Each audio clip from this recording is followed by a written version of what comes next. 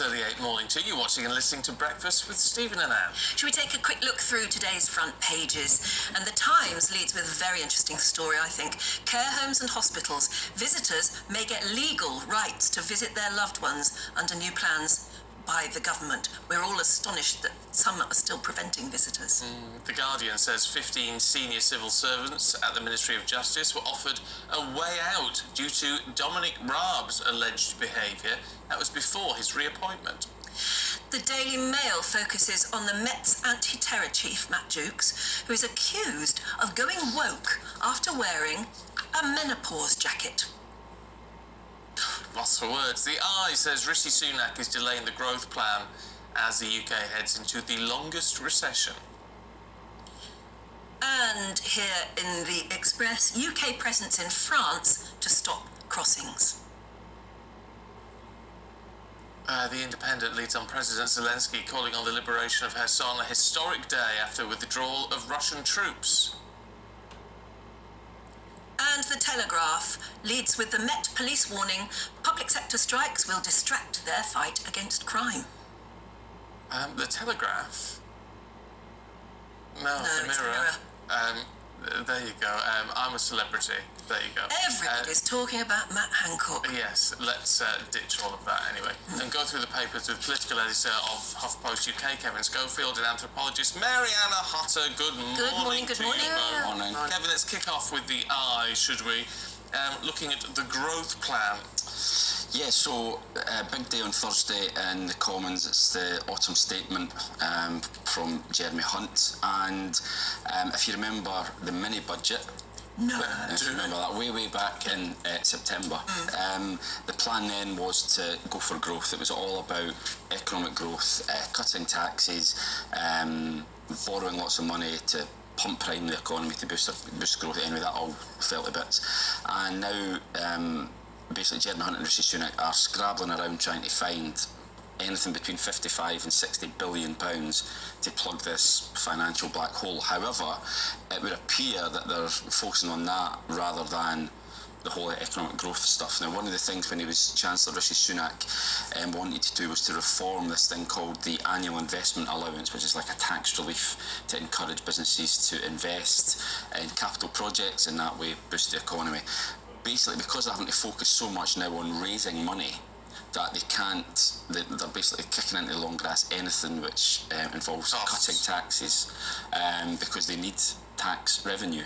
So on the one hand you can say, well, fair enough, they have to balance the books, but looking at it, the bigger picture, long term. The argument would be if they followed through on that procedure and taxes effectively get reduced for those businesses, that would generate more money and more income for the Treasury. Well, exactly. But I think because they are so desperate to get money in now, that is a long-term thing that can be put off, they believe. But, it's a balancing act, because if you go too far the other way, then you choke off growth, which, as we know, is already shrinking. We're on the verge of a recession. Then that could just make the current problems even worse. So Potentially. So the Conservative MPs, I think, are very concerned about tax rises and what it could mean for the economy. I don't think we should necessarily accept as a definitive fact that is not disputable this idea that we shouldn't borrow to get ourselves through. The idea that you spend money on the rainy day. Well, if this isn't a rainy day where we're coming out of the pandemic, we're rebuilding a version of Britain around Brexit, there's the global shocks of the energy crisis, the war in Ukraine, the supply chain glitches from all the chaos of the last few years. This is the time that you probably do have to borrow against future prosperity, surely. I mean, not with a kind of blank check, but this idea that, well, we should make it all make sense now. Fundamentally, if that turns the screw so hard that people's quality of life is so badly impacted for the whole of their lives, like kids now are so negatively impacted, if they've got some degrees of disadvantage, it's just compounded upon compounded, and schools are struggling. Schools are working out whether to have a teacher or give the children food. and actually if a teacher leaves, they're not going to replace them. I mean, that is a pretty... It's a bit like taking dismal the decision to build yourself out of a crisis, isn't it? Well, that's it, and I mean that's part of the reason why we're in this problem, though, is that in the mini budget, Kwasi Kwarteng wanted to borrow £70 billion this year, now in April, and the markets just went crazy. And that is the problem as well, is that because the markets were so spooked the last time, Jeremy Hunt, I think, needs to, as he sees it, go even further, basically to show that we're fiscally responsible. There's going to be no more unfunded tax cuts or borrowing, and we're going to raise money by cutting public spending and raising taxes. And it's deficit. I mean, say about borrowing, but you have got to tackle the deficit, haven't you? It's all everything in moderation, if you know what I mean. This idea of, you don't want to be in a situation where you regularly spend more than you earn, of course, because not only do you undermine the economic stability of the country, you're also having to service that debt by paying the interest, and so, you're kind of throwing good money after bad. But to balance that out is when there's a big thing that you need to deal with, and money will help that and potentially help you invest in getting that growth and those returns in the long term, because you're keeping businesses afloat, you're encouraging investment into the UK, you're helping international corporations kind of who are looking at, well, where could we set up this new centre of operations? Should it be in Spain or in the UK or in South Korea? There's an incentive to come here. Now, I'm a big fan of tax. I think we should... Oh, hooray! Well, because I think we should think about it in a different way. We should think about it as a contribution to the services that we all require. Because otherwise, just go and live on a rock on your own and keep all your own money. But you won't have hospitals, nice. You won't have the police, you won't have cancer treatment. No. Because that's the stuff that we all have to pay into and you withdraw when you need to. It's a fair point. With all of this, Kevin, isn't it fair to say, when you look at a strategy, A, we don't know what's in the autumn statement yet, but B, there's going to be a spring statement, because there always is. Yeah. So it might be a case of we need to sort of bite down hard now, and come March, maybe some of these things will get brought in. Well, that is, I think, the aim. Based on, from speaking to people in the Treasury this week, they sound almost shell-shocked at how much they need to raise. I mean, basically, as I say, 55 to 60 billion pounds of a black hole, and they're saying, well, basically what they're looking to do is cut public spending by 35 billion pounds on Thursday, and raise taxes by 25 billion. And they hope, as you say, that will get them over this hump, basically, and then into next year things might be a bit better. If Rishi Sunak wrote a cheque. Oh, here we go. Or personally. A personal cheque, he could afford it, would hardly make a blip in his bank account. He's not the richest person in the country. I mean, no.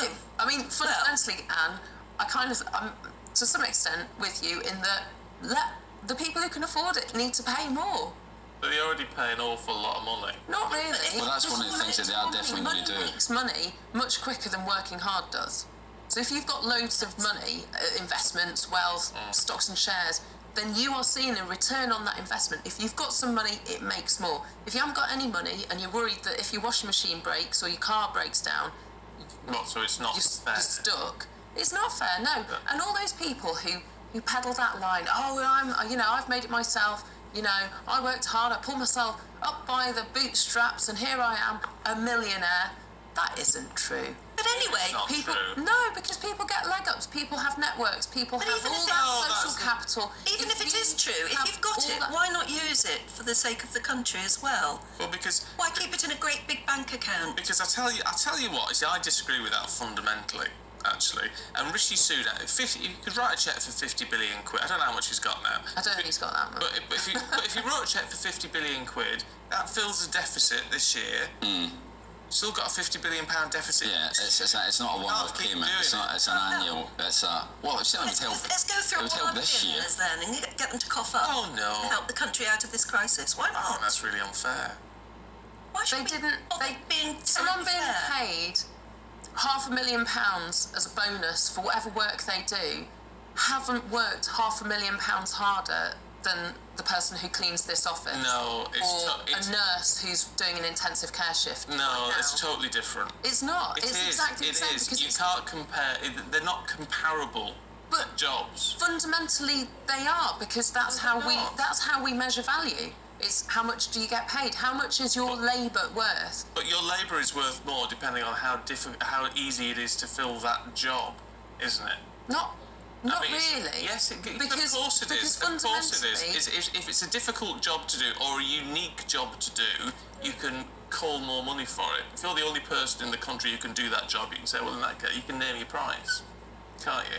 then I look forward to the time when, because we've got a massive shortage of carers, carers get paid properly. A CEO could... Except that won't happen because we don't value carers in the way that we value people in executive A suites. CEO, if necessary, could do a carer's job.